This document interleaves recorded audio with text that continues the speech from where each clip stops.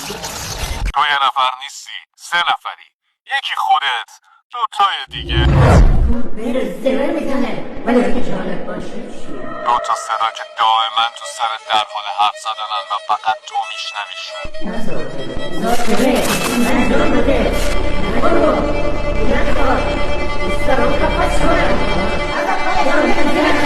این که الان بلند نمیشی و کار دست خودت نمیدی همین صداهاست که یکیشون از اون یکی بلندتره، چون اگه تو نباشی اونم نیست. و دلیل نرسیدنت به اون نقطه ای از زندگی که میخواستی بهش برسی هم همین صداهاست که یکیشون از اون یکی بلندتره. راه کار شناختشونه.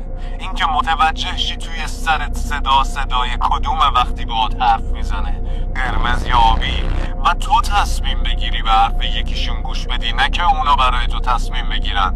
و بعد از چند روز متوجه یه تغییر بزرگ میشی. جفت صداها تبدیل به یه صدا میشن و اون وقته که معجزه شروع میشه. این جمله رو تو مغزت بخون.